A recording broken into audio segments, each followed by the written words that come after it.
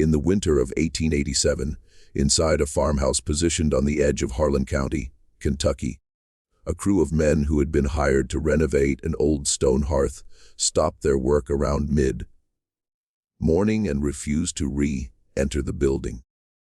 The foreman, Elias Prout, submitted a brief written account to the county clerk 3 days afterward. It wasn't a formal complaint or a legal filing, merely a statement. He wanted something officially documented before the rumors began to circulate, before speculation could spread too far in the wrong direction. The account detailed what the men had discovered behind the fireplace's back wall. As they started removing the stones individually, they found a passage so narrow that a full-grown man would have to turn sideways to enter it. This passage descended at a slight angle into the earth beneath the house. Prout's statement highlighted 2 factors that caused his men to stop working. First, the passage had been sealed from the inside. Second, along the corridor's left wall, at approximately chest height, someone had carved a sequence of symbols, neither letters nor numbers, that repeated at consistent intervals, as though keeping account of something. The county clerk stamped the document and placed it in a file. That file was misplaced sometime in the following decade. The farmhouse changed ownership 4 additional times before anyone thought to question why the back wall of the fireplace had been reconstructed so poorly and why the mortar on that single section was 2 decades newer than the rest. Before we proceed with the story of the Harlan County farmhouse and the passage that was never meant to be discovered, if you're new here, welcome to Liturgy of Fear, where we explore the darkest and most unsettling corners of American history. Subscribe so you never miss a story like this. Hit the notification bell and tell us in the comments which state or city you're listening from tonight. The full truth about what lay beneath that farmhouse didn't come to light all at once. It surfaced in fragments, the way most troubling truths do. A document here, a name there, a detail that only made sense when placed alongside 3 other details that no one had previously connected. What follows is the story of a house, a concealed passage, and the human choices that made both necessary. Choices that a family carried in complete silence for decades. For reasons that, once understood, reveal something deeply unsettling about the specific moment in American history when the passage was most actively used. Harlan County sits in Kentucky's southeastern corner, pressed against the Virginia state line by a mountain ridge that made it one of the most isolated pockets of the Appalachian interior for most of the 19th century. The Cumberland Mountains didn't merely surround the county. They defined it. They determined who could enter and who could leave, how quickly news traveled, and how long a secret could remain buried before the ground gave it up. To understand the farmhouse on Poor Fork, you first need to understand what Kentucky represented in the decades before the Civil War, and in the years that followed. The state occupied a position that was geographic before it was political, a border state, slave, holding but not seceded, southern in its agricultural economy and many of its social arrangements, yet pressed against Ohio and Indiana to the north, free states where the law operated differently. The Ohio River, which formed Kentucky's northern boundary, was more than a geographic feature. For tens of thousands of people, it was the most significant line on any map. Crossing it meant one thing. Failing to cross it meant something else entirely. But eastern Kentucky, tucked away in its mountains, was not the Ohio River. It wasn't the quick dash across open water to the opposite shore. It was 100 miles of ridge lines and creek valleys, of settlements days apart on horseback in good weather and impassable in bad, of communities where everyone knew everyone and a stranger's presence was noticed and discussed. Moving through this landscape required assistance. It required people who knew which routes were watched and which weren't, which families could be trusted and which couldn't, which farms had root cellars deep enough to offer shelter for a night, and which had neighbors too close to take the risk. In the decades before the Civil War, one of those farms was the Cornett place on Poor Fork. Harlan County in the 1840s was coal country in name only. The seams were there, running dark and rich beneath the ridges, but the infrastructure to extract them on a large scale hadn't yet arrived. What the county had in abundance was farmland, carved from hollows and creek bottoms, a scattering of small communities with names tied to family lines. Clover Fork, Cranks Creek, Yoakum Branch, and a population that had been there long enough to develop the particular insularity of people who had learned to solve their own problems quietly.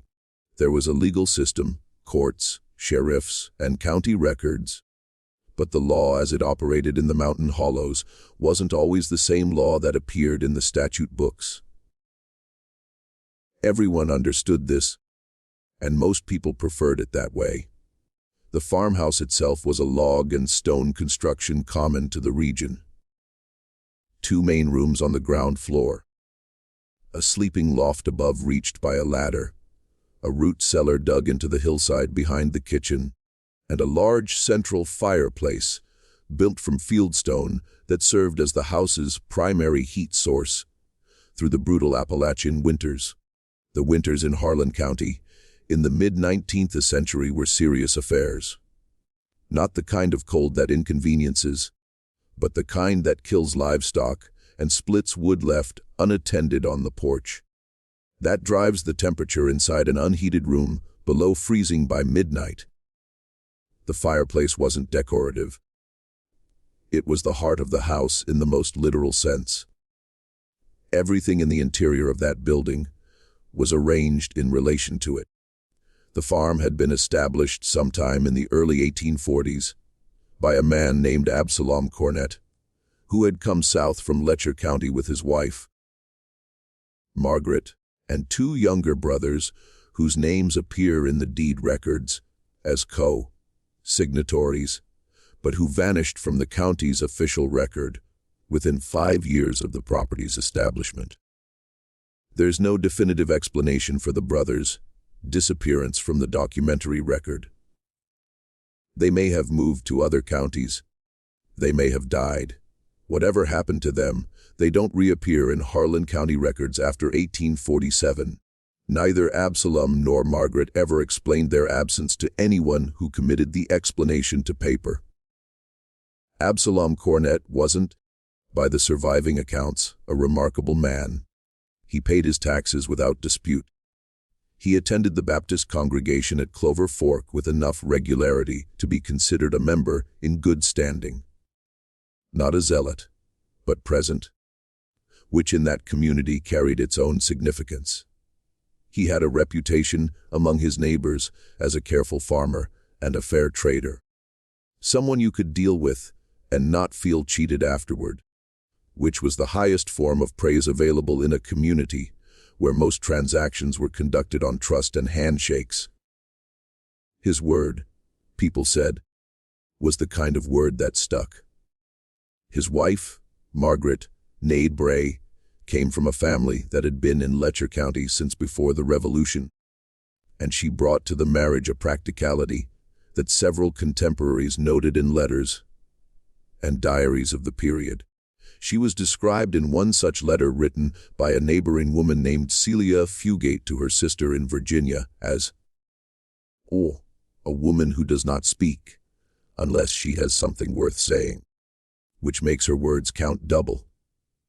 A separate account from the diary of a circuit who visited the county in the 1850s described her as a woman of evident intelligence who conducts herself with a reserve that might be mistaken for coldness for those who do not look carefully enough. She wasn't cold.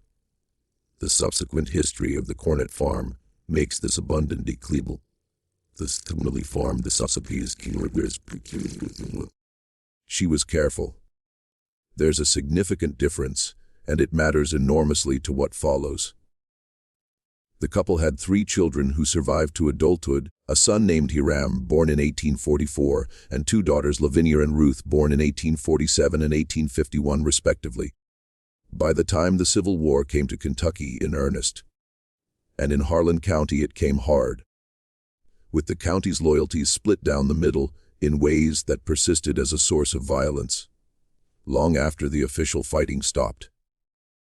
Absalom Cornett was in his mid-50s, too old for active service, but not old enough to be exempt from the consequences of a war that treated geography as an affront and turned neighbors into enemies without much warning. Hiram, old enough to fight, did not fight. The record of why is unclear. There was a period of illness noted in a county medical ledger, a fever sometime in the winter of 1861, that seems to have kept him at the farm during the period when most young men of his age were making their decisions about which uniform to put on. By the time the fever passed, the county's military situation had become complicated enough that a young man with a farm to manage and elderly parents to look after could, with some difficulty, remain where he was. Whether the difficulty was genuine or manufactured is a question the surviving record doesn't answer. What the record does answer, or begins to answer, is what was happening at the Cornett farm during the years when the war made the county dangerous. The first documented mention of anything unusual at the Cornett farmhouse appears in a letter written in October of 1863 by a Home Guard lieutenant named Josiah Hensley, who was responsible for monitoring movement along the Poor Fork corridor during a period of particularly intense guerrilla activity. Hensley's letter, addressed to his commanding officer in Barberville, was a routine patrol report of the kind that accumulates in military archives by the thousands. Dry, descriptive, written in the clipped style of a man who has learned to commit to paper only what he cannot avoid committing. But buried in the middle of the 3rd paragraph is an observation that doesn't fit the routine character of the rest of the report. The patrol had passed within a quarter mile of the Cornett property on a cold, overcast morning and had observed smoke rising from the chimney at an hour when the household shouldn't yet have been awake, well before dawn. The letter specifies not the tentative gray of earliest morning, but the full dark of 2 or 3 in the morning, when even the most industrious farm household wouldn't yet have started its fire for the day. The smoke was rising steadily, not as from a fire just lit, but with the settled density of a blaze that had been going for some time. This detail would be unremarkable on its own. People wake early in farming households, especially in cold weather, especially when livestock need attending. Fires are started for any number of reasons in the small hours, and a man patrolling a creek valley in October 1863 had larger concerns than his neighbors' sleep schedules. But Hensley's letter continues. 2 of his men, who had paused to observe the property from the tree line, reported hearing sounds from inside the house that they described as muffled, as though someone were moving heavy objects across a stone floor. The sounds lasted approximately 20 minutes, and then stopped entirely with a completeness that one of the soldiers apparently found more unsettling than the sounds themselves. The way a forest goes quiet when something is moving through it, and the quiet feels like information. When the household stirred at a normal hour shortly after dawn, nothing appeared out of order. Absalom Cornett came out to see to his livestock at the usual time. His son Hiram split wood near the barn with the methodical regularity of a man who has been splitting wood on the same farm since childhood. There was no indication in the household's daytime behavior that anything had occurred during the night.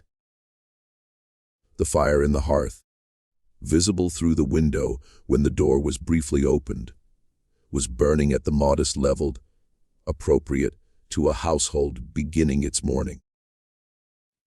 Not the sustained high heat that weeks later Hensley would connect in a private letter to his wife with what he had seen rising from the chimney in the dark. Hensley noted the observation in his official letter, not because he thought it significant, but because he had been instructed to record anything that deviated from the expected pattern of daily life along his patrol route. The deviation was small. He filed it and moved on. What he didn't know, and what wouldn't become clear until decades later, was that the same observation, smoke before dawn, sounds of movement in the night, then the household resuming its ordinary routine as though nothing had interrupted it, was made on at least 6 separate occasions by at least 4 different people over the course of the war years and the years immediately following. The pattern was there, documented in letters, diaries, and account books spread across the county's paper record, waiting for someone to read them all at once and recognize what they were describing. A woman named Duvie Napier, who lived half a mile downstream and occasionally came to the Cornett place to trade garden vegetables for milk and to visit with Margaret in the way that neighboring women visited in isolated mountain communities. Practically, purposefully, with news and conversation that served as the main conduit of information across the hollow.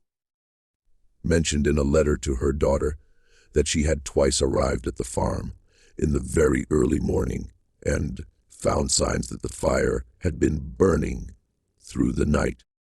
A quantity of ash that didn't match a fire lit at dawn.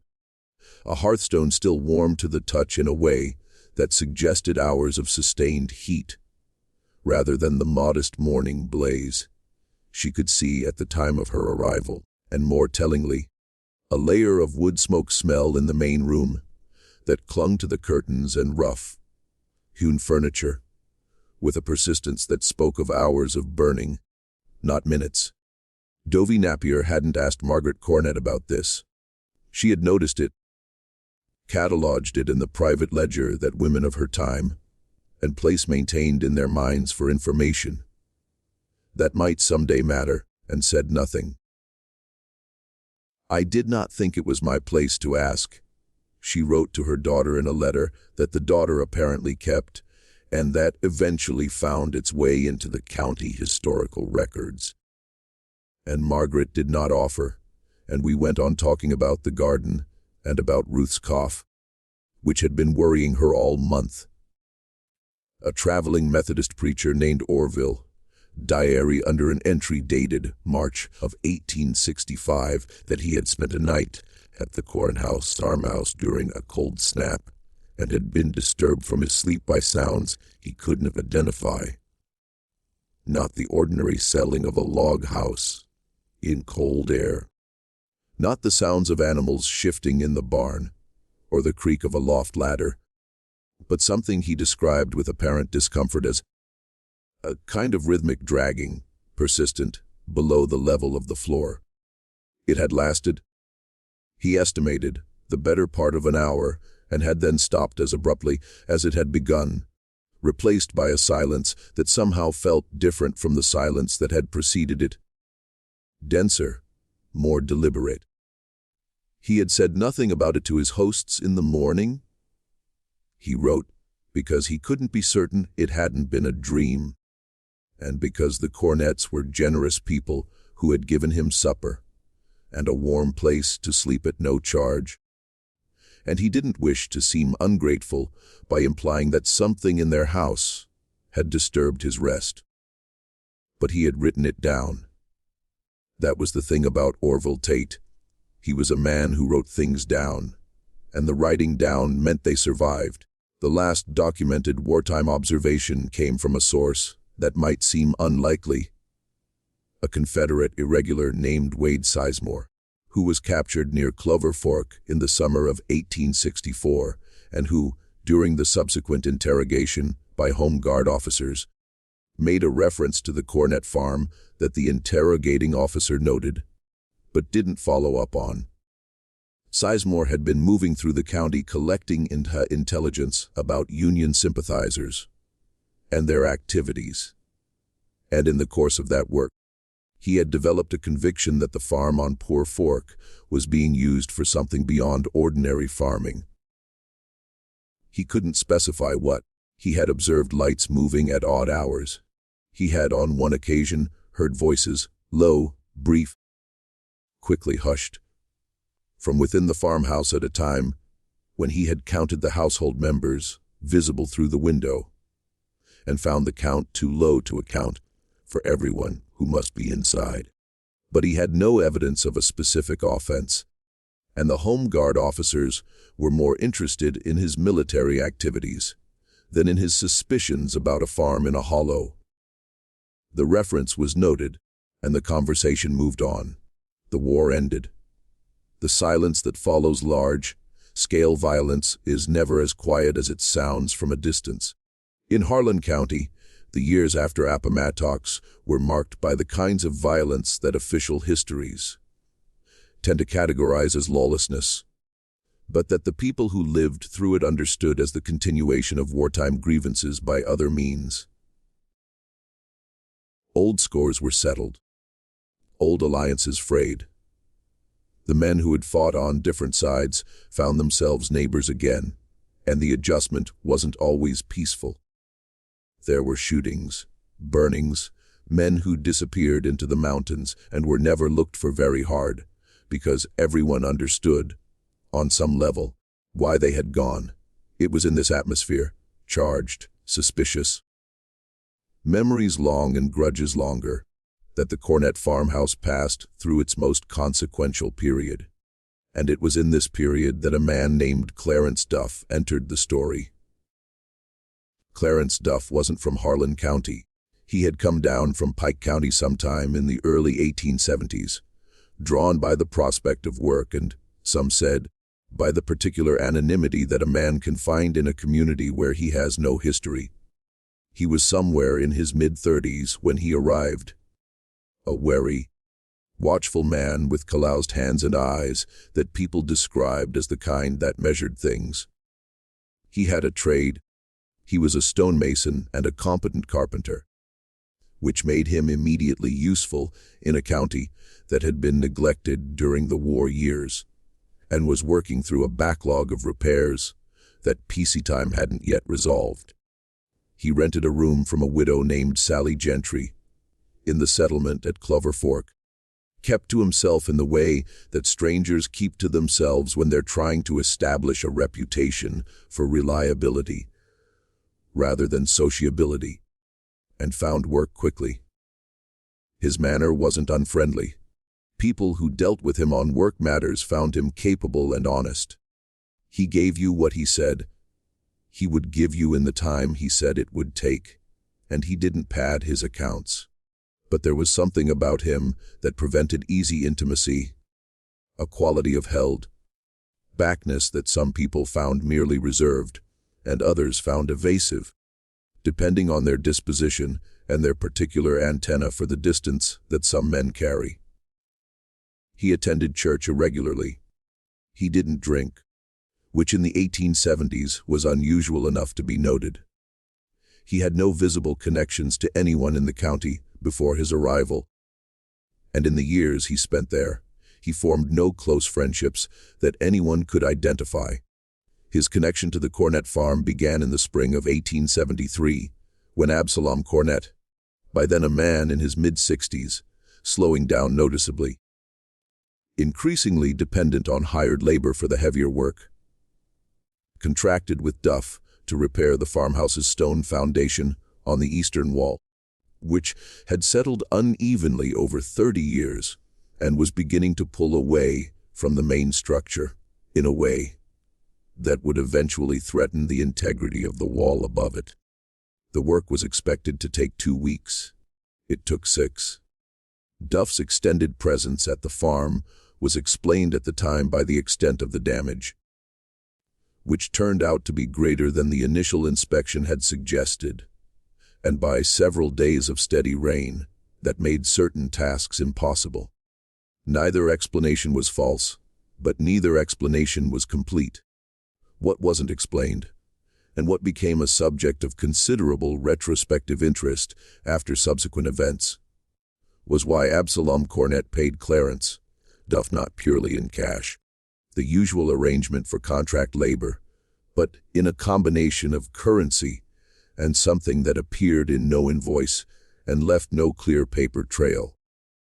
Duff's own account ledger, recovered much later from among his effects after his death, contains an entry for the Cornett job that includes a notation written in different ink and a slightly different hand from the surrounding entries, as though it had been added after the original bookkeeping was complete. The notation reads, "Consideration received," followed by an amount and the abbreviation AGR, which may have stood for agreement, or may have referred to something more specific that the abbreviation was designed to obscure. The extended presence at the farm, the unusual payment arrangement, and the notation that seemed designed to record something without describing it. These details would have meant nothing in isolation. Men were paid in unusual ways for unusual work all the time in a county where cash wasn't always abundant and where neighbors settled debts in kind. But then there were the return visits between 1873 and 1879. Clarence Duff made at least 11 documented return visits to the Cornett farmhouse. Documented because people saw him on the road and remembered it, because the road along Poor Fork carried light enough traffic that a man on horseback was an event worth noting, because several of Duff's neighbors at the Gentry boarding house recalled him being absent for days at a stretch during this period and returning without explanation of where he'd been. 11 visits over 6 years, each one unexplained, and each one followed by Duff's resumption of his ordinary life in Clover Fork, as though nothing had interrupted it. Absalom Cornett, when asked by a neighbor named Albert Souder about Duff's repeated appearances, said only that there were ongoing repairs to attend to. The farm always had something that needed fixing. This was true of every farm in the county, and Duff was a reliable man with a good hand for stonework. The explanation was plausible. It was the kind of explanation a man gives when he has the right answer, and also a true answer, and he has chosen to offer the true one because it will serve the same purpose. Souder accepted it at the time. He was a man who did not startle easily, Souder recalled later, giving an account of his conversations with Cornett to a county official during a legal proceeding that was only tangentially related to the Cornett family. A property dispute that brought Souder into the courthouse and gave him occasion to speak about his neighbors on Poor Fork. 30 years farming that hollow had taken the startle out of him. But when I asked him once, direct, what Duff was helping him with, there was something in his face that I had not seen there before.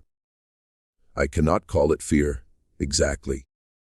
It was more like the look a man gets when he is carrying something heavier than he wants anyone to know, and someone has asked him a question that comes too close to the weight of it.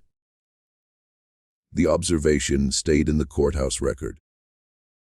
It would be read by others decades later, people who would understand it differently than the man who transcribed it. Absalom Cornett died in February of 1879 during a winter that killed livestock across the county and left the ground too frozen to dig graves until March. His death was attributed to pneumonia, not uncommon among older men in the mountains in a hard winter, when the cold settled into lungs already weakened by decades of work in damp, drafty conditions and refused to leave.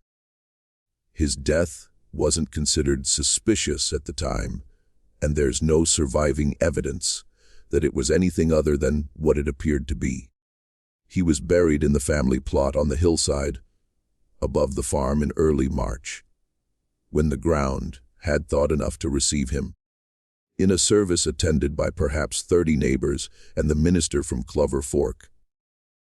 Margaret outlived him by 7 years, remaining at the farm with Hiram, who had never left home and who managed the agricultural work, while his mother continued to manage what she had always managed: the household, the relationships, the invisible infrastructure of trust and obligation that held the family's particular position in the community together. When Margaret died in 1886, the farm passed to Hiram, who was by then in his early 40s, a taciturn man who had spent most of his adult life working the same land his father had cleared, and who seemed, to those who knew him, to approach the inheritance with something more complicated than simple grief.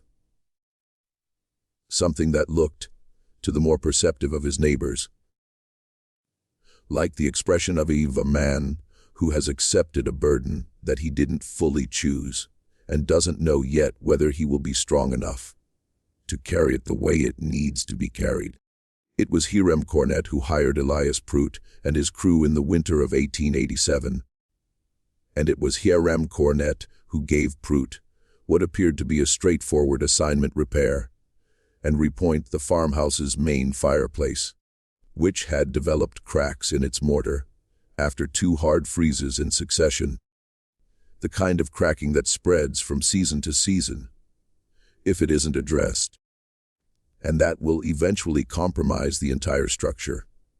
And then he left the property entirely for 3 days without leaving a forwarding address, which was unusual. Hiram Cornett had rarely spent a night away from that farm in his adult life. His neighbors noticed his absence. They assumed it was a family matter of some kind and didn't press.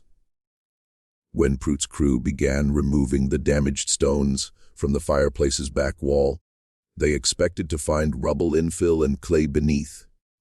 The standard construction of the period, practical and uninteresting. What they found instead, behind a section of wall that was demonstrably newer than the surrounding stonework, was the opening to a passage. And everything that followed, the refusal, the statement, the mislaid folder, the decades of disconnected observation, everything began from that moment.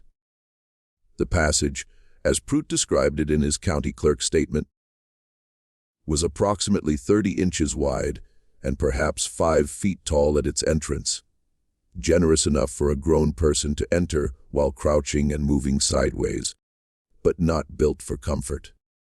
The stones lining its walls were fitted without mortar, dry, stacked in the manner used for cellars and root pits throughout the region, but with a precision that suggested they had been placed by someone who understood what they were doing. Not rough field stone thrown together in a hurry, not the utilitarian roughness of a cellar wall built to hold dirt back and nothing more, but courses laid with care, with larger stones at the base and smaller ones above, the way a skilled mason constructs a wall intended to last for generations. The floor of the passage was compacted earth, tamped flat and smooth in a way that required effort, the kind of effort you invest in a floor you expect to be used repeatedly. The ceiling, where Pruitt could make it out in the lamplight, was not stone but timber. Heavy beams set close together, and then packed above with a mixture of clay and small stones that would have supported the weight of the floor above without creating the hollow sound that might give away the passage's existence to anyone walking through the room. Someone had thought carefully about every aspect of this construction. Nothing had been left to chance. The passage descended at an angle, Pruitt noted, as though it had been designed to pass beneath the frost line, beneath the level where winter temperatures could cause the ground to shift and heave, where a poorly built underground space would crack and shift and eventually collapse. He estimated the angle at roughly 15 degrees from horizontal, though he acknowledged he hadn't descended far enough to be certain. The passage continued into the darkness, beyond the reach of the lantern they had brought, swallowing the light at a distance of perhaps 30 feet and offering nothing back but a faint current of cool air. That words that Prout recorded in a statement as the same air you get when you opened it to shut up for a long time. Close and cold, and you open a cellar. Earth and stone. Close and cold. And had tearing feet and roughed up. Even if they had fun. Not left wall. The marks on the left wall. The left wall. Prout's statement described them as vertical scratches cut into the stone face with a tool. Not scratched hastily with a nail or a blade, but carved with deliberate pressure in the manner of someone who intended the marks to be permanent. They were grouped in sets of 5 in the traditional tali fashion, 4 vertical lines, and a diagonal cross stroke to make the 5th.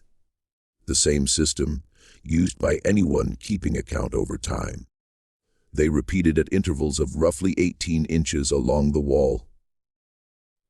Prout counted from his position near the entrance, lantern held forward, at least 7 complete sets before the darkness made further counting impossible. 30, 5 marks minimum, possibly more, probably more. Given the depth of the passage and the deliberateness with which everything else had been constructed.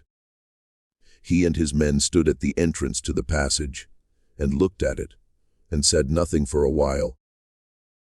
Later, Prout would describe this moment to several people as the point at which he made a decision. Not a conscious, articulated decision. Not the kind where you weigh your options and choose, but more like the kind where your body has already arrived at its conclusion, before your mind has caught up. His men were not going further into the passage. He was not going further into the passage. Whatever was down there, whatever had been carved on that wall, and why, was not something that Elias Prout and his crew were equipped to understand. And the specific quality of their not understanding it made it important. That someone who might understand it be told. Which is why he filed the statement. Which is why, despite the statement being subsequently mislaid, the story of what Prout's crew found didn't entirely disappear. It lived in the mouths of his men, in the way that things seen together are always shared more widely than things seen alone. It traveled through the hollow and eventually to Clover Fork, and from Clover Fork to wherever the roads and the conversations carried it. Hiram Cornett returned to the farm on the 3rd day after the discovery. He arrived in the late morning on horseback, alone. He spoke with Prout in the farmyard with a quietness and a steadiness that Prout later would describe as the quality he remembered most clearly about the whole episode. Not anger. Not distress. Not the flustered embarrassment of a man caught in something. Just a kind of settled acknowledgement. As though Hiram had spent the 3 days of his absence reaching agreement with himself about what was going to happen next, and had arrived back at the farm already at peace with it. He thanked Prout for stopping work, and this detail struck the foreman as strange, the thanking, as though stopping had been a courtesy offered rather than a refusal forced. He paid the crew for the days they had worked generously and dismissed them without further conversation. He asked Prout, before the foreman left, whether he had filed any documentation with the county. Prout said that he had. Hiram Cornett nodded at this, slowly, as though the answer confirmed something he had already known. He said nothing more about it. He then sealed the passage entrance himself, using new mortar and stones sourced from a pile of rubble behind the barn. Material that had been sitting there long enough to be weathered, long enough that it wouldn't look conspicuously new if you weren't looking for it. The work took him most of an afternoon. A neighboring boy who had come to the farm on an errand from his mother stood at the yard fence for the better part of an hour and watched him do it, with the frank curiosity of an 11-year-old. Old boy who doesn't yet understand that there are things being witnessed that will not become comprehensible for 60 years. That boy was named Monroe Begley. He would work the coal mines when they came to the county, work them for most of his adult life, carry the image of Harlan Cornett, sealing that fireplace wall through all of it. And when he finally gave an account of what he had seen to a local historian in the late 1930s, he described Hiram's manner with a precision that suggested the image had never faded. He worked the way a man works when he is not thinking about the work, Begley said. The hands know what to do and the mind is somewhere else. He mixed the mortar, and he laid the stones, and he pressed them into place. And he never once stepped back to look at what he was doing, the way a craftsman would. He already knew what it looked like. He was doing something that didn't need looking at. He was finishing something. And then Begley said the thing that would stay with Horace Cavender for years. The question I always wondered about but never asked, because there was no one left to ask, was whether he sealed it because he wanted to forget, or because he already knew there was nothing left inside that needed tending. Nothing left inside that needed tending. The phrase carried weight in a way that Begley may not have fully intended, because to say that nothing needed tending was to imply that something had needed tending before. That the passage had not simply been a construction, an artifact, a piece of hidden architecture, but an active thing, a living thing in a sense, something that required maintenance and attention and care over time, something that people had used and returned to and used again. What had been done in that passage? What had been counted on that wall? The answers were not going to come easily, and they were not going to come from the passage itself. Hiram had seen to that. They were going to have to come from somewhere else, from paper, from memory, from the particular willingness to sit with partial information long enough for the parts to arrange themselves into something coherent. They began to come slowly from a physician named Dr. Samuel Reardon. Dr. Samuel Reardon arrived in Harlan County in 1891, 4 years after Prout's discovery. He had been hired by a mining company, one of the several organizations, then beginning the process of consolidating land and mineral rights in preparation for large-scale coal extraction, to conduct a survey of general health conditions in several Harlan County communities. The coal operators had learned from experience in other mining regions that the health of the local population had direct implications for their ability to recruit and retain a labor force, and they wanted to know what they were working with before they committed resources. Dr. Reardon was thorough, methodical, and possessed of the particular gift that distinguishes good physicians from merely competent ones: the ability to listen to what people tell him and hear beneath the words what they are not quite saying. He had a manner that people described as non-threatening. Not warm, exactly, not the bedside warmth that some physicians deploy as a professional tool, but a quality of genuine attention that made people feel that what they said mattered to him, would be remembered, would be handled with respect. In a community where outsiders were viewed with deep suspicion, this was not a small thing. In the course of his survey, Dr. Reardon interviewed dozens of residents across the county, recording their accounts of past illnesses, injuries, and deaths in their communities with a systematic completeness that most rural counties had never previously attempted. He asked about epidemics, about infant mortality, about the kinds of chronic conditions that mountain life produced in people who worked outdoors in all weather for decades. He asked about diet and water and the particular diseases that followed mining operations when they came to a region. He was building a picture, and he needed data.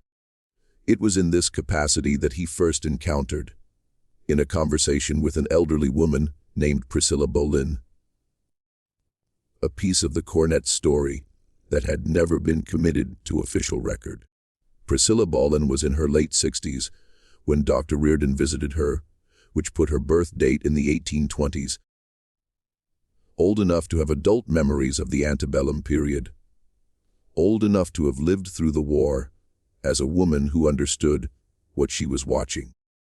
She had been born in the county, had lived her entire life within 5 miles of the Poor Fork, had known every family along the creek bottom for 60 years. When she decided to tell Dr. Reardon what she knew, she didn't approach the subject indirectly or frame it as a memory or a rumor. She told him she had something to say that she had not said in many years, and she said it. During the war period and in the years before it, she told him, the Cornett farm had been known among a certain group of people. She was careful about how she described this group, using the phrase, people who had reason to move carefully, with a deliberateness that Dr. Reardon noted in his transcription, as a place where assistance could be obtained. She didn't initially specify the nature of the assistance. She said that she had known of at least 3 individuals who had come to the Cornett farm under specific circumstances and had not been seen again in the county afterward. She said that in some cases this was the intended outcome, and that the families of those individuals understood this and were grateful for it. In other cases, she was less certain of the outcome, and that uncertainty had stayed with her across the decades since. Dr. Reardon asked her directly, "What kind of assistance?" She was quiet for a moment. Then she said that during the 1850s and into the war years, a person could sometimes need to move through the Kentucky mountains in ways that the law would not permit and that the wrong neighbors would not tolerate. That the Cornett farm was a place where such movement was made possible for a period of years by people who had decided that certain things mattered more than the legal arrangements of the time. That she had known this and had kept it and had been keeping it for 30 years. Dr. Reardon recorded this account in his survey notes. He was careful and precise in his transcription, preserving her exact words where he could and paraphrasing closely where he could not. He didn't, at that point, connect it to any specific physical feature of the Cornett farm. He hadn't heard of Elias Pruitt's discovery 4 years earlier. He noted the account as an example of the wartime social networks that had existed throughout eastern Kentucky, networks that had moved information, goods, and people under difficult and dangerous conditions, and added a brief editorial observation that the isolation of the mountain hollows had made such networks simultaneously more necessary and more sustainable than they might have been in more accessible terrain. He filed the survey with the mining company. The survey was filed in the company's records. The records were never returned to the county, but Dr. Reardon had kept his own copy of the notes. The second major piece of the puzzle came from Clarence Duff himself, or rather from what remained of his papers when he died in 1894, alone in a boarding house in Pennville. Duff had never married, never acquired property of any significance. He had spent his final years in declining health, working occasional masonry jobs that were increasingly beyond his physical capacity, but accepting charity with the particular quiet dignity of a man who has spent a lifetime being self-sufficient and finds dependence a more difficult adjustment than illness. He died without family, without friends in any conventional sense, without anyone to sort through his belongings and decide what mattered. His papers, the account ledger, a small bundle of letters, and a notebook that appeared to be a kind of personal journal, were claimed by no one and eventually passed into the possession of a school teacher named Horace Cavender. who had been friendly with Duff in the last years of his life, in the way that a careful, curious man sometimes befriends an aging solitary, drawn by the sense that there is something worth knowing beneath the surface that will never be offered voluntarily. Cavender had recognized, even before Duff's death, that the older man was carrying something. He hadn't known what it was. When the papers came to him, he began to find out. The account ledger was, on its surface, a straightforward business record, dates, amounts, names of clients, brief descriptions of work performed. It covered a period of roughly 30 years, from shortly after Duff's arrival in Pike County through the last years of his working life. It was the kind of document that a careful, methodical man produces over a lifetime, and that contains, if you read it closely enough, the shape of an entire existence in its entries and its omissions. Cavender read it closely. He read it over and over across many evenings in the small house he occupied near the Clover Fork School, with a lamp tilted to illuminate the handwriting and the margins. And what he eventually found was not in the entries themselves, but in the pattern of the entries and the spaces between them. The pattern of Clarence Duff's work life, reconstructed from the ledger, showed a man who took on jobs, completed them, and moved on, except for the 6-year period from 1873 to 1879, during which a single client appeared in the record repeatedly, 11 times, for services that the ledger described in terms vague enough to be meaningless. 11 return visits to a single client over 6 years for work that Duff apparently couldn't or wouldn't specify in his own private account book. The consideration received notation, the initials and the abbreviation that might have meant agreement or might have meant something else. It wasn't evidence of anything specific. It was a shape in the data, a pattern that didn't match the surrounding patterns. And Horace Cavender had been a school teacher long enough to know that when a pattern breaks, the break is often the thing worth studying. The notebook was harder to read. Duff's handwriting, always cramped and inconsistent, deteriorated significantly in the later years of his life, and entire pages were nearly illegible without strong light and considerable patience. But Cavender had patience. It was, perhaps, his defining quality as both a teacher and as what he was slowly becoming, which was an investigator of sorts, a private historian, a man who had stumbled into a mystery that didn't have a name yet. What he eventually found in the notebook, across months of careful reading, was a series of dated entries corresponding almost exactly to the 11 return visits in the ledger.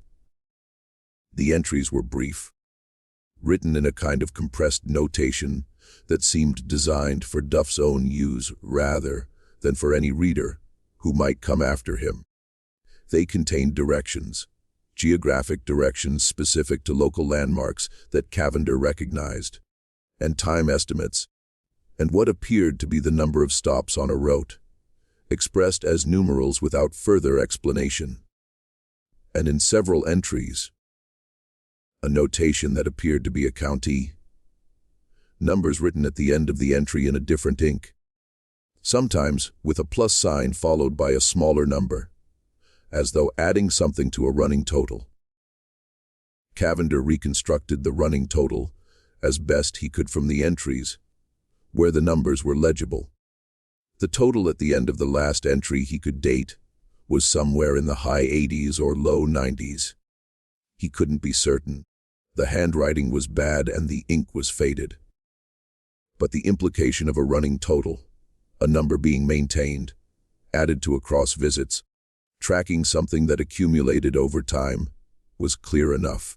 And then there was the notation in the last legible entry from sometime in 1878 or possibly early 1879, written not in Duff's usual cramped hand, but in a version of it that was somehow both smaller and more careful, as though the writer had taken unusual care with what he was writing. The notation read only, "The end wall." MC her mark. Let it stand. MC. Margaret Cornett. Her mark. Let it stand. Cavender sat with this for a long time before he began to understand what it meant. And just when he thought the picture was complete, just when the ledger, and the notebook, and Dr. Reardon's survey notes, and Priscilla Boland's account had assembled themselves into something coherent, he encountered a document that forced him to revise almost everything. A letter misfiled among county tax records from the late 1870s, written in the careful, precise cursive of a woman who had learned to write in an era when female literacy was not universal, and was therefore something she had worked for. Written October of 1877. Addressed to a person identified only by initials, first and last name, that Cavender spent weeks trying to match to any name in the county's records without success. Postmarked from a town in Ohio that Cavender recognized as sitting on the northern bank of the Ohio River and directly across from the Kentucky shore. The letter made clear something that overturned Cavender's chronology entirely. The passage had not been built in 1873, as Duff's notebook implied. Duff had extended something that already existed. The original construction was older, significantly older. And the marks on the wall? The tally marks that Elias Prout had assumed were a laborer's rough record, had not begun during the Reconstruction era, but during the war itself. No, earlier than that. The count that we began in the old cellar. Margaret Cornett wrote in the measured prose of a woman, choosing every word with care. Was moved to the lower passage, when the lower passage was made, and continues there now, kept in the same fashion by the same hand as it was from the beginning.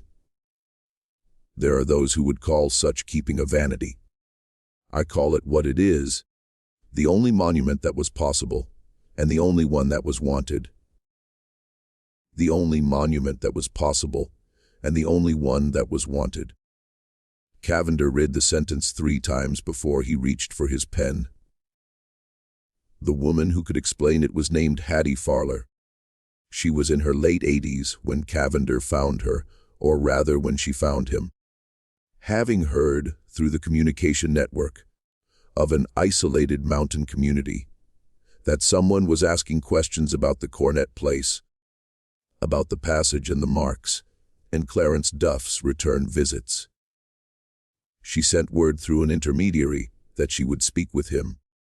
He rode 12 miles through a December cold that turned his breath to vapor in front of his face and made the road slick in the shaded sections where the sun hadn't reached since autumn.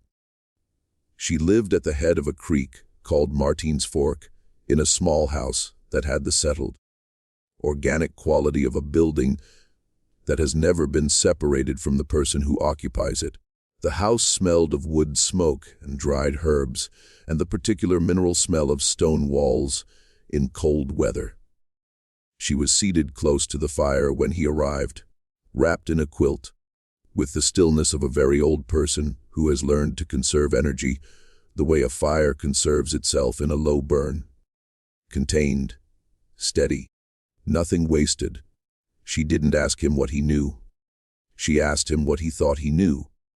And then she listened to his account with an expression that shifted once, slightly, when he mentioned the count in Duff's notebook, and then settled back into a composure that he read as the expression of a woman who has been deciding for many years whether to have this conversation, and has finally decided.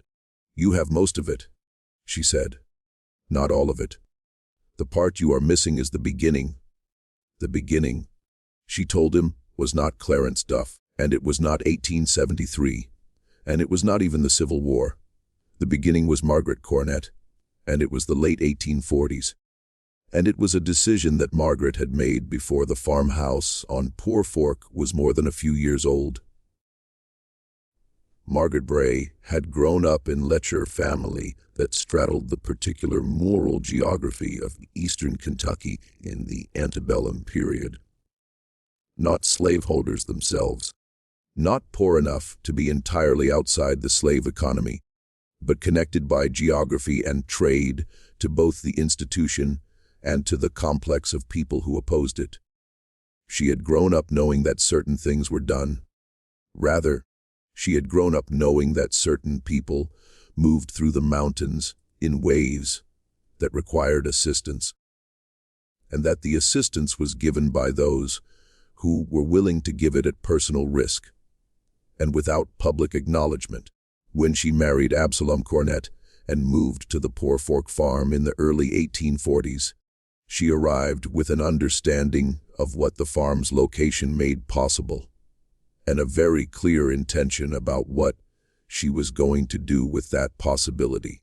Absalom was not, she later told Hattie, unwilling, but he was not the originator, the operation, and it is appropriate to use that word because it had the organization and the sustained deliberateness of an operation rather than an impulse, was Margaret's conception, Margaret's planning, and Margaret's maintenance across the years that followed. The root cellar behind the kitchen had been the first hiding place. It was already there when they arrived, standard construction, unremarkable. Margaret had assessed it within the first season on the farm and had seen in it what a person with her particular state of mind sees in such spaces. Not storage but possibility, not a cellar, but a room with a door that locked from the outside and a depth that held steady at 52 degrees year. Round and a location at the back of the hill that was not visible from the road. The first person had come through in the summer of 1849. Hattie didn't know the details of this. Margaret had told her only that it had happened, that it had been arranged through the network she had established contact with before ever moving to Poor Fork, a network that stretched north toward Ohio and south toward Tennessee, and that operated as such networks must operate, on absolute trust in the people it used and absolute silence toward the people it did not. The root cellar had been used, and the person had passed through and continued north.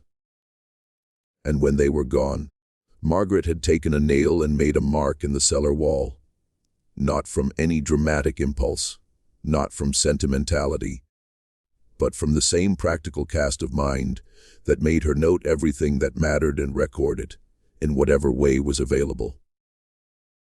The mark was a record. The person had been here, the person had passed through. Over the next decade and a half, the marks accumulated, and not rapidly. This was not an operation that moved hundreds of people a season.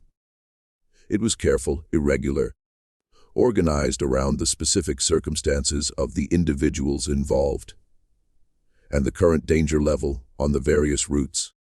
Some years there were many marks, some years there were none. The count that accumulated was, in Margaret's own words, in the letter Cavender had found, a monument, the only kind available to a woman operating in total secrecy, acknowledging the passage of people whose names could not be written, whose movement could not be documented, whose survival depended on the absence of any record that would connect them to this place. When Clarence Duff came to the farm in 1873, he came for a specific purpose to build the passage. The root cellar had become insufficient. The war had changed the county in ways that made the old arrangements precarious. Reconstruction had not ended the danger. In some ways, it had intensified it, because the legal status of people who had been enslaved was now being contested in new ways, through new legal mechanisms, by people with resources and institutional support. The network had continued operating after the war because the need had continued after the war, and the need required better infrastructure. Duff had been recruited through the same network. His history before Pike County was not something he had ever shared in Harlan County, and it was not something that Hattie Farler could speak to in detail. But his willingness to come, to do the work quietly, to accept payment in a form that was partly money and partly the kind of silent understanding that people in such networks exchange when money is insufficient. This she knew. He had built the passage, and he had built it well, and he had come back 11 times across 6 years to maintain it and to serve when needed as a guide along the routes that the passage connected to. The last time anyone used it, Hattie said, was in the early 1880s. Margaret was still alive. She counted them in herself. She said afterward that she counted because she wanted the number to be exact. She did not want to approximate what had been done. She wanted the record to be accurate. Cavender asked the question he had been building toward for years. How many marks are there? At the end of the passage, up in the section that Prout's lantern didn't reach. Hattie Farler was quiet for a moment. The fire shifted, settling lower, and the shadows in the room rearranged themselves around the new shape of the light. I was inside it once, she said. Margaret took me in the late 1870s. She wanted someone else to have seen it. She wanted a witness. I counted, she told him. 112 complete tally marks, 20, 2 complete groups of 5, and 2 additional marks that had not yet reached the 5th. The count, in other words, was still open when the passage was sealed, still waiting for a cross stroke that would never come because the passage was closed before it arrived. 112 people. Cavender sat very still. 112. 112 people who had moved through the root cellar and then through the passage of the Cornett farmhouse on Poor Fork between the late 1840s and the early 1880s, in circumstances that required concealment, and whose continued existence required that they not be remembered in any way that connected them to this particular hollow in Harlan County, Kentucky. Why did they seal it? He asked. Why did Margaret finally seal it? She didn't, Hattie said. That was Hiram. After she died, he decided the risk had passed. Or maybe he decided he couldn't carry it the way she had. I don't know which. Maybe both. He sealed it, and then he hired the mason, and then he left for 3 days. Because he couldn't watch someone break open what his mother had built, even if the breaking open wasn't that. And the name, Cavender said. Duff's notebook had mentioned a name carved at the end of the passage, a mark different from the others. Hattie looked at him for a long moment. Then she described it a woman's name, first name only, cut in careful letters 1/2 inch tall at the very end of the passage wall, where the passage terminated at a stone face. A name that Cavender recognized when he heard it as belonging to no one he had ever found in any county record connected to the Cornett family. A name that stood there at the end of the count, not as a number, but as a person. The person for whom the count had been kept, the person who had been the reason for the first mark on the root cellar wall in the summer of 1849. The first one through. The one who had made the operation possible by demonstrating that it was possible. The one whose passage had convinced Margaret Cornett that what she was doing was worth doing. That the risk and the silence and the weight of the secret were worth what they produced at the other end of that cold, narrow underground corridor. Cavender didn't ask Hattie to repeat the name. He had heard it clearly the first time. And as he prepared to leave, mounting his horse in the December cold, with his notes inside his coat, where the wind couldn't reach them, he made a decision that he would maintain for the rest of his life. The name would not go into his record. It had stayed private for 60 years because the people who knew it had decided it should be private. He was not in a position to override that decision. Some things belong to the people who made them, and the archivist's job is not always to surface everything. No, sometimes it is to understand what was buried and why, and to let the why stand. Horace Cavender never published anything about the Cornett farmhouse. The notes survived because he gave them, on his death in the early 1920s, to a nephew with a brief written instruction. These belong in an institution that will handle them carefully, and I leave it to you to find one. The nephew, a practical man who didn't share his uncle's antiquarian inclinations, but respected them, took the instruction seriously. The notes passed through several custodians over the following years and eventually came to rest in a small, local archive in Harlan County sometime in the mid-20th century, cataloged under a heading that didn't mention the Cornett family by name. By then, the farmhouse itself was gone. The coal industry had come to Poor Fork and had reshaped the landscape so completely that the ground where the farmhouse had stood was unrecognizable. Regraded, rerouted, incorporated into the infrastructure of extraction that had been the county's economic future since before anyone living there had been born. The passage was gone. The root cellar was gone. The fireplace, the stone walls, the compacted earth floor of the corridor, the timber ceiling beams, the marks. All of it was gone. What remained was paper, Elias Prute's statement to the county clerk, eventually recovered from the county records, not mislaid in any malicious sense, but buried in a collection of 1880s documents bundled together under a label too vague to be useful, found by a researcher who was looking for something else entirely, and recognized in the brief, precise language of Prute's account the quality of a man who had understood, even in the moment of the discovery, that he was documenting something that mattered. Dr. Reardon's survey notes, or at least the copy he had kept for himself, which eventually made their way into a state archive in Frankfort, where they were cataloged as a public health document and almost never consulted. Priscilla Boland's account, existing only in Reardon's transcription, her actual voice long gone. Duff's account ledger and notebook, the handwriting faded to near illegibility in many sections, preserved almost entirely by Cavender's careful transcription of the most important passages. And Cavender's own notes.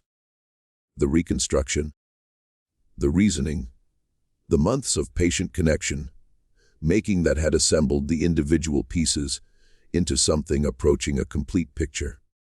The letter in Margaret Cornett's hand from October of 1877, the one that had been misfiled among tax records and that had rewritten Cavender's chronology. That letter cannot now be located. Whether it was removed deliberately, whether it was lost in one of the moves the archive collection underwent over the decades, whether it was destroyed, no one knows. Cavender's transcription of the key passages from it is the only evidence that it existed. Hiram Cornett died in 1903, the last of Absalom and Margaret's children to survive. He had never married. He had farmed the Poor Fork land until the mining companies began buying up the mineral rights in the county. And then he had sold, and then he had moved to a town further up the county and lived out his final years in a boarding house, not entirely unlike the one where Clarence Duff had died 9 years earlier.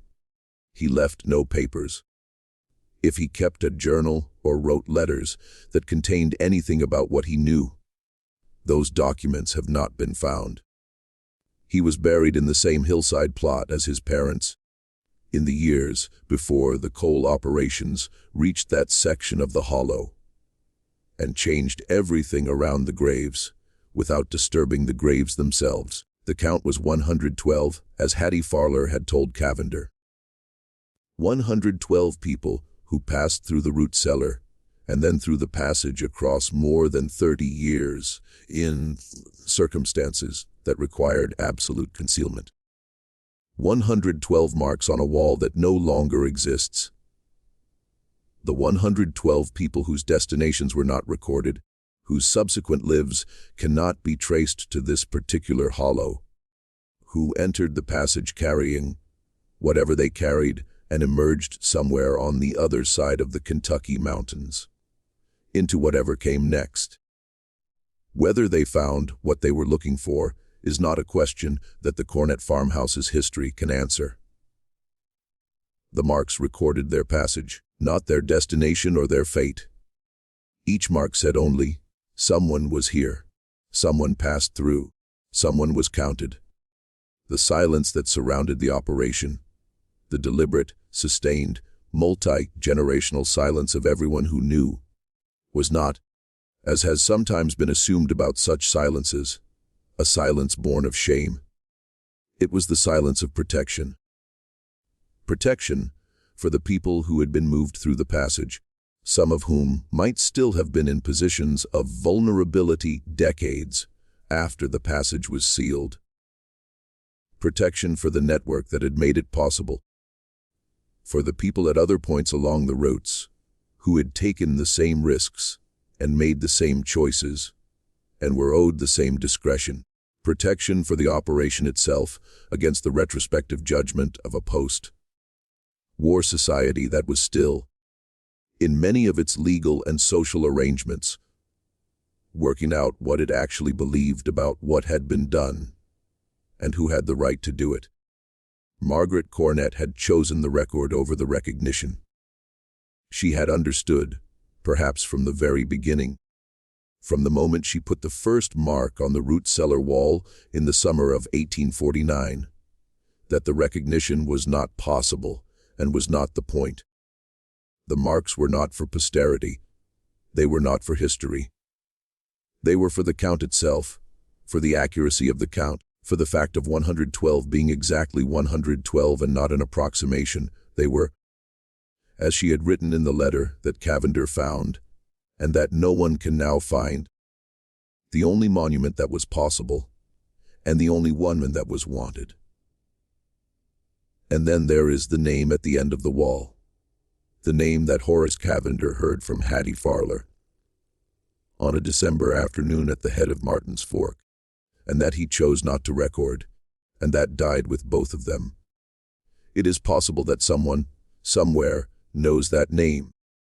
It is possible that among the descendants of the 112, the children and grandchildren and great-grandchildren of the people who passed through the Cornett Passage and continued north, who built lives in Ohio and Indiana and points further, who carried with them the memory or the story, or simply the fact of their survival. It is possible that someone knows where it began, knows the name of the farm on Poor Fork, has heard in some form the account of the fireplace, and the passage, and the woman who counted. It is also possible that they do not, and that the connection between that first mark in 1849 and everything that followed it was severed precisely as intended. Completely, cleanly, with nothing trailing behind to endanger anyone. What do you think of this story? Do you believe everything about the Cornett farmhouse has been uncovered? Or do you think there are layers that still haven't come to light? Do you think Margaret Cornett made the right choice, giving up recognition for safety? Leave your comment below. These are the conversations that history deserves, and almost never gets. If this story stayed with you, if you want more dark chapters of American history told this way without the comfort of easy answers, subscribe to Liturgy of Fear. Hit the notification bell and share this video with someone who understands that the most disturbing stories are the ones that could have actually happened. And that very often did. We'll see you in the next